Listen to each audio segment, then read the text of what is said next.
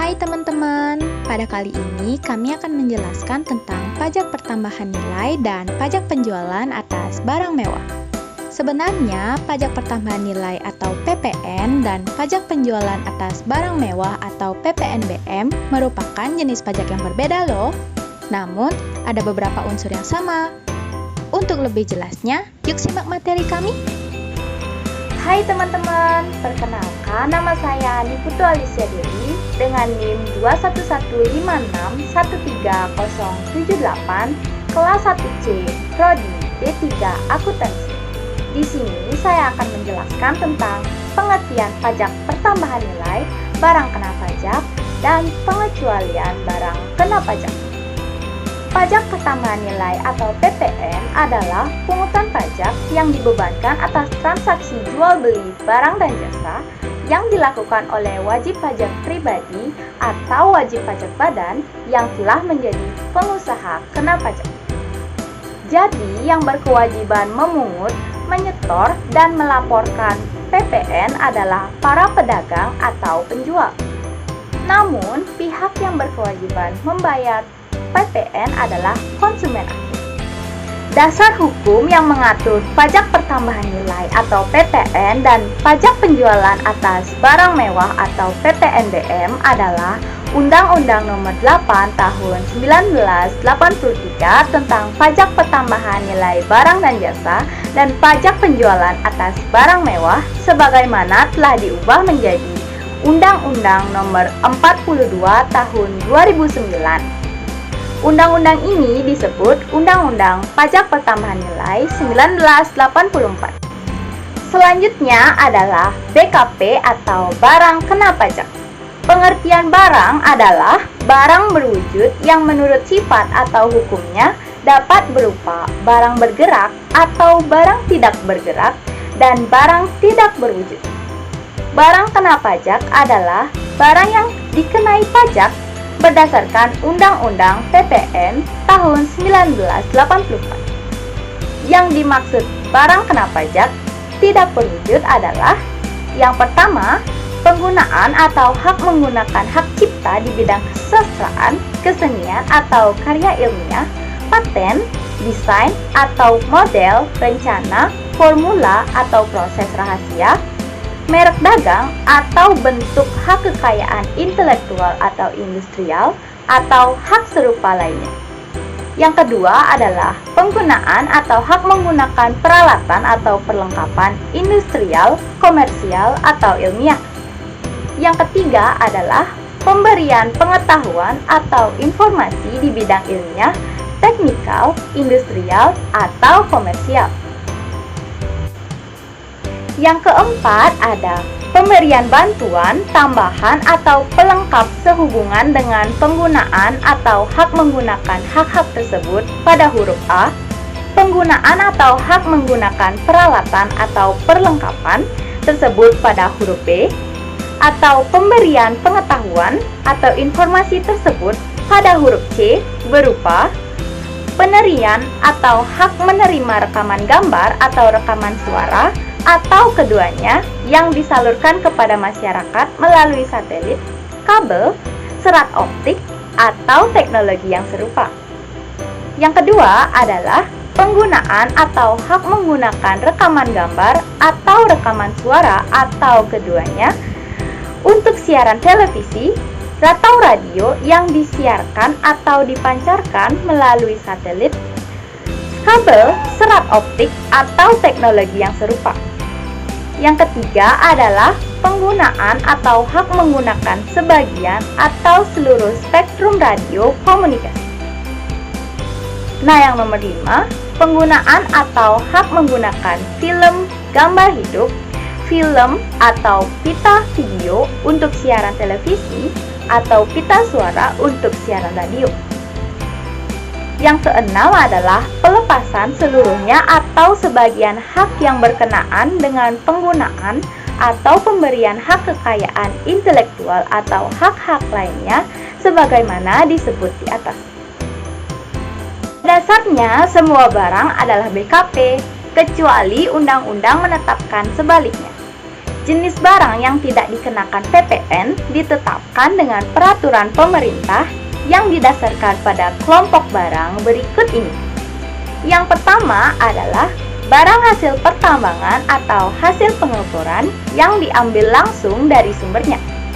Yang pertama adalah minyak mentah. Yang kedua ada gas bumi, panas bumi. Yang keempat ada asbes, batu tulis, batu setengah permata, batu kapur, batu apung, batu permata, bentotin, dolomit, fespar, garam batu, grafit, granit atau andesit gips, kalsit, kaolin, leusit, magnesit, mika, marmer, nitrat, obsiden, oker, pasir, dan kerikil, pasir kuarsa, perfil fosfat, taksarah serap, tanah diatome, perfil fosfat, tanah liat, tawas, tras, yarosif, zeolit, basal, dan trakit. Yang kelima adalah batu bara yang sebelum diproses menjadi briket atau batu bara. Biji besi, biji timas, biji emas, biji tembaga, biji nikel, biji perak, serta biji baut. Pengecualian BKP yang kedua adalah barang-barang kebutuhan pokok yang sangat dibutuhkan oleh rakyat banyak seperti beras, gabah, jagung, sagu, kedelai, garam baik yang beriodium maupun tidak beriodium, daging yaitu daging segar yang tanpa diolah tetapi telah melalui proses disembelih, dikuliti, dipotong, didinginkan, dibekukan, dikemas atau tidak dikemas, digarami, dikapur, diasamkan, diawetkan dengan cara lain dan atau direbus. Telur yaitu telur yang tidak diolah termasuk telur yang dibersihkan, diasinkan atau dikemas.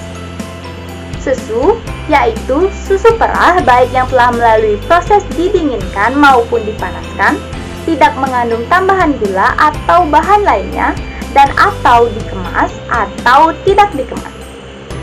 Buah-buahan yaitu buah-buahan segar yang dipetik, baik yang telah melalui proses cuci, disortasi, dikupas, dipotong, diiris, dan atau dikemas atau tidak dikemas. Sayur-sayuran yaitu sayuran segar yang dipetik, dicuci, ditiriskan, dan atau disimpan pada suhu rendah, termasuk sayuran segar yang dicacah. Pengecualian BKP yang ketiga adalah makanan dan minuman yang disajikan di hotel, restoran, rumah makan, warung, dan sejenisnya, meliputi makanan dan minuman baik yang dikonsumsi di tempat maupun tidak, termasuk makanan minuman yang diserahkan oleh usaha jasa boga atau catering. Yang keempat adalah uang, emas batangan, dan surat-surat berharga, yaitu saham, obligasi, dan lainnya. Nah, untuk materi selanjutnya akan dijelaskan oleh teman saya. Halo semuanya, perkenalkan nama saya Loheka Yutami dengan NIM 2151613118 dari kelas 1C, jurusan akuntansi, prodi D3 akuntansi. Di sini saya akan menjelaskan tentang JKP atau jasa kena pajak. JKP atau jasa kena pajak adalah jasa yang dikenai pajak berdasarkan Undang-Undang PPN tahun 1984. Nah, pengecualian JKP yang pertama, jasa pelayanan kesehatan medis seperti jasa dokter umum, dokter spesialis, dan dokter gigi, jasa dokter hewan, jasa ahli kesehatan seperti ahli gigi dan ahli fisikoterapi, jasa kebidanan dan dukun bayi, jasa paramedik dan perawat, jasa rumah sakit, rumah bersalin, klinik kesehatan, dan sanatorium, jasa psikolog dan psikiater, jasa pengobatan alternatif seperti yang dilakukan oleh paranormal. Pengecualian JKP yang kedua, jasa di bidang pelayanan sosial, meliputi jasa pelayanan panti jompo dan panti asuhan, jasa pemadam kebakaran, jasa pemberian pertolongan pada kecelakaan, jasa lembaga rehabilitasi, jasa di bidang olahraga kecuali yang bersifat komersial. Pengecualian JKP yang ketiga yaitu jasa di bidang pengiriman surat dengan perangko. Kemudian pengecualian JKP yang keempat, jasa keuangan yang meliputi jasa menghimpun dana dari masyarakat berupa giro, deposito berjangka, sertifikat deposito, tabungan dan atau bentuk lain yang dipersamakan dengan itu. Kemudian jasa menempatkan dana, meminjam dana atau meminjam dana kepada pihak lain dengan menggunakan surat, sarana telekomunikasi maupun dengan misel, unjuk, cek atau sarana lainnya. Jasa pembiayaan termasuk pembiayaan berdasarkan prinsip syariah berupa sewa guna usaha dengan hak opsi, anjak piutang, kartu kredit dan atau pembiayaan konsumen. Jasa penyaluran pinjaman atas dasar gadai termasuk gadai syariah dan fidusia. Jasa penjaminan. Kemudian pengecualian JKP yang kelima, jasa asuransi, yaitu jasa pertanggungjawaban yang meliputi asuransi kerugian, asuransi jiwa, dan reasuransi yang dilakukan oleh perusahaan asuransi kepada pemegang polisi asuransi, tidak termasuk jasa penunjang asuransi seperti agen asuransi,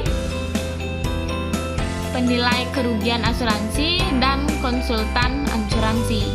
Kemudian pengecualian JKP yang keenam, jasa di bidang keagamaan meliputi jasa pelayanan rumah ibadah, jasa pemberian khitbah atau dakwah, jasa penyelenggaraan kegiatan keagamaan, jasa lain di bidang keagamaan.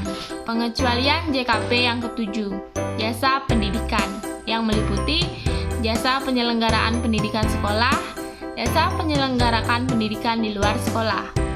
Kemudian pengecualian JKP yang ke-8, jasa kesenian dan hiburan meliputi semua jenis jasa yang dilakukan oleh pekerja seni dan hiburan.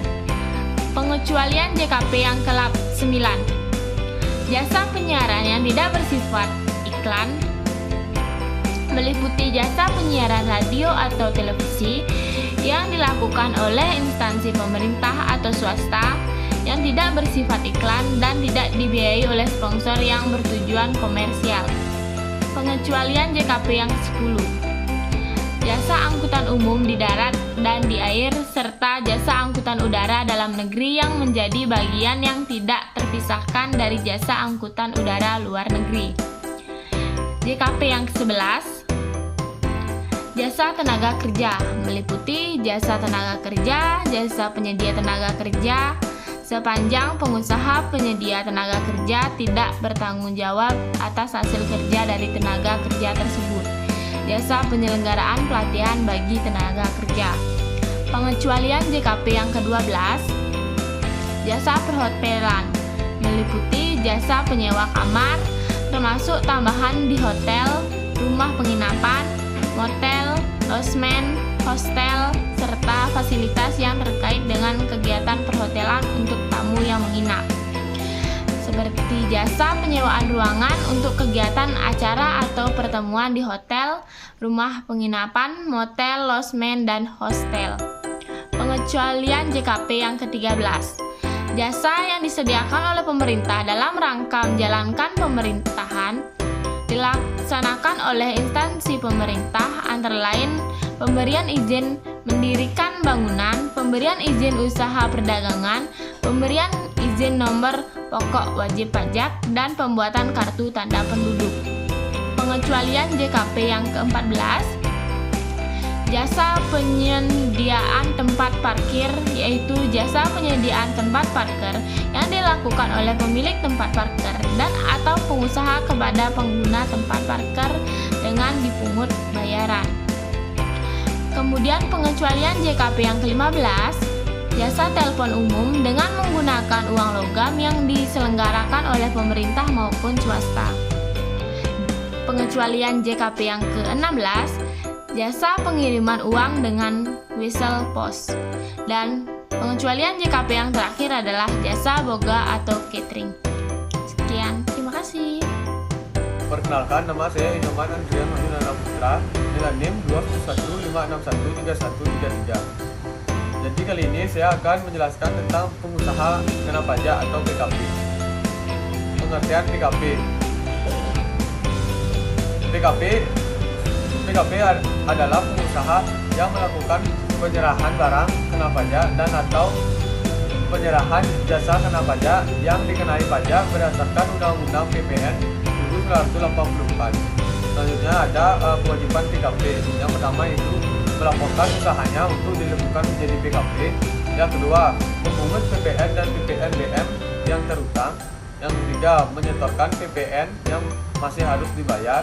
Yang keempat, melaporkan perhitungan pajak. Lalu selanjutnya ada pengecualian kewajiban PKP, yaitu diperuntukkan usaha kecil, usaha yang semata-mata menyerahkan barang dan atau jasa yang tidak dikenakan PPN.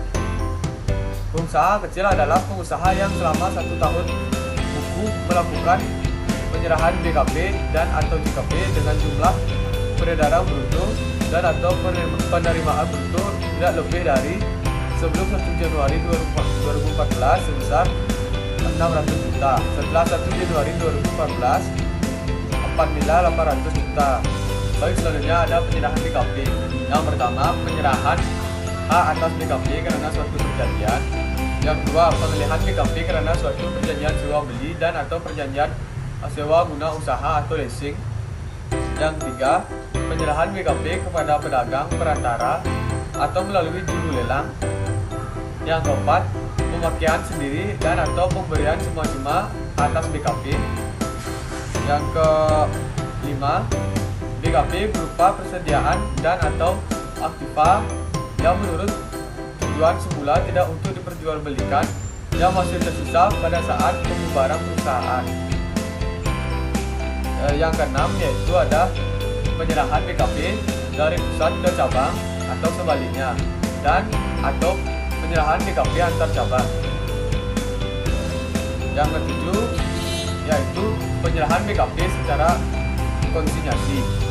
Yang ke-8 yaitu penyerahan BKP oleh BKP dalam rangka perjanjian pembiayaan yang dilakukan berdasarkan prinsip syariah yang penyerahannya dianggap langsung dari BKP kepada pihak yang membutuhkan BKP.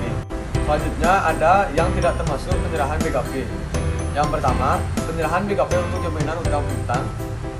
Yang kedua, pengalihan BKP dalam rangka penggabungan, peleburan, pemekaran, pemecahan, dan pengambil alihan usaha dengan syarat pihak yang melakukan pengalihan dan yang menerima pengalihan adalah BKP. Yang ketiga, penyerahan BKP kepada makelar sebagaimana dimaksud dalam Kitab Undang-Undang Hukum Dagang. Yang keempat ada penyerahan BKP dari pusat ke cabang atau sebaliknya dan atau penyerahan BKP antar cabang dalam hal BKP melakukan pemusatan tempat pajak terutang. Lalu yang terakhir, yang kelima, ada BKP merupakan aktiva yang menurut tujuan semua tidak untuk diperjualbelikan yang masih tersisa pada saat pembubaran perusahaan dan yang pajak masukan atas perolehannya tidak dapat dikreditkan. Selanjutnya ada objek pajak pertambahan nilai. Objek pajak pertambahan nilai dikenakan atas PPN yaitu yang pertama, penyerahan BKP di dalam daerah pabean yang dilakukan oleh pengusaha. Adapun syarat-syaratnya adalah pertama yaitu barang berwujud yang diserahkan berupa BKP. Yang kedua, barang tidak berwujud yang diserahkan merupakan BKP tidak terwujud. Yang ketiga, penyerahan dilakukan di dalam daerah pabean. Yang keempat, penyerahan dilakukan dalam rangka kegiatan usaha atau pekerjaan. Yang kedua yaitu ada impor BKP. Yang ketiga ada penyerahan JKP di dalam daerah pabean yang dilakukan oleh pengusaha. Adapun syarat-syaratnya yaitu jasa yang diserahkan berupa JKP, lalu penyerahan dilakukan di dalam daerah pabean, dan penyerahan dilakukan dalam rangka kegiatan usaha atau pekerjaannya. Yang keempat, ada pemanfaatan BKP tidak berwujud dari luar daerah pabean di dalam daerah pabean. Yang kelima, ada pemanfaatan JKP dari luar daerah pabean di dalam daerah pabean. Yang keenam, ada ekspor BKP berwujud oleh PKP. Yang ketujuh, ada ekspor BKP tidak terwujud oleh PKP. Yang kedelapan, ada membangun sendiri yang dilakukan tidak dalam kegiatan usaha atau pekerjaan oleh orang pribadi atau badan yang hasilnya digunakan sendiri atau digunakan pihak lain. Yang kesembilan, ada penyerahan BKP berupa aktiva yang menurut tujuan semula tidak untuk diperjualbelikan. Jadi di sini saya Dia akan menjelaskan tentang pajak penjualan atas barang mewah atau PPNBM. Batas suatu barang termasuk BKP yang tergolong mewah antara lain: yang pertama, bukan merupakan barang kebutuhan pokok, dikonsumsi oleh masyarakat tertentu, dikonsumsi oleh masyarakat berpenghasilan tinggi, dan dikonsumsi untuk menunjukkan status. Lalu PPNBM dikenakan atas yang pertama, penyerahan BKP yang tergolong mewah yang dilakukan oleh penguasa yang menghasilkan BKP yang tergolong mewah tersebut di daerah pabean dalam kegiatan usaha atau pekerjaannya, dan import BKP yang tergolong mewah. Pajak penjualan atas barang mewah atau PPNBM. Dasar pengenaan pajak antara lain harga jual, penggantian, nilai impor, dan nilai ekspor. Tarif PPN. Tarif PPN menurut ketentuan Undang-Undang Nomor 42 Tahun 2009 Pasal 7. Yang pertama, tarif PPN atau pajak pertambahan nilai adalah 10%. Tarif PPN atau pajak pertambahan nilai sebesar 0% ditetapkan pada ekspor barang kena pajak berwujud, ekspor barang kena pajak tidak berwujud, ekspor jasa kena pajak. Yang ketiga, tarif pajak sebagaimana dimaksud pada ayat 1 dapat berubah menjadi paling rendah 5% dan paling tinggi sebesar 15% sebagaimana diatur oleh peraturan pemerintah. Tarif PPNBM. Tarif paling rendah 10% dan paling tinggi 200%. Mekanisme pengenaan PPN. Yang pertama, pada saat membeli atau memperoleh BKP atau JKP, akan dipungut PPN oleh PKP penjual. Bagi pembeli, PPN yang dipungut oleh PKP penjual tersebut merupakan pembayaran pajak di muka dan disebut dengan pajak pemasukan atau pajak masukan. Yang kedua, pada saat menjual atau menyerahkan BKP atau JKP kepada pihak lain, wajib memungut PPN. Bagi penjual, PPN tersebut merupakan pajak keluaran sebagai bukti telah memungut PPN. PKP membuat faktur pajak. Yang ketiga, apabila dalam suatu masa pajak atau jangka waktu yang lamanya sama dengan satu takwin, jumlah pajak keluaran lebih besar daripada pajak masukan, maka selisihnya harus disetorkan ke kas negara. Yang keempat, apabila dalam suatu masa pajak jumlah pajak keluaran lebih kecil daripada pajak masukan, maka selisihnya dapat direstitusi atau diminta kembali atau dikompensasikan ke masa pajak berikutnya. Yang kelima, pelaporan penghitungan PPN dilakukan setiap masa pajak dengan menggunakan surat pemberitahuan masa pajak pertambahan nilai atau SPT masa PPN. Cara menghitung PPN dan PPNBM. Cara menghitung PPN. Cara menghitung PPN bisa dilakukan dengan rumus PPN sama dengan dasar pengenaan pajak dikali tarif pajak. Contohnya, pengusaha kena pajak A menjual tunai BKP kepada pengusaha kena pajak B dengan harga jual 25 juta. PPN yang terhutang menjadi PPN sama dengan 10% dikali 25 juta menjadi 2.500.000. Sedangkan cara menghitung PPNBM bisa dilakukan dengan rumus PPN sama dengan dasar pengenaan pajak dikali tarif pajak. Contohnya, PKP ABC sebagai pabrik menyerahkan barang hasil produksinya dengan harga jual 10 juta. Barang tersebut merupakan BKP yang tergolong mewah dengan tarif PPNBM 40%. Penghitungan pajak yang harus dipungut adalah sebagai berikut. Untuk PPN-nya sama dengan 10% dikali 10 juta sama dengan 1 juta. Lalu PPNBM adalah 40% dikali 10 juta menjadi 4 juta. Sekian presentasi dari kelompok kami meminta maaf bila masih ada kesalahan baik kata maupun informasi yang masih kurang berkenan. Kami ucapkan terima kasih dan kami tutup dengan Paramasanti. Om Santi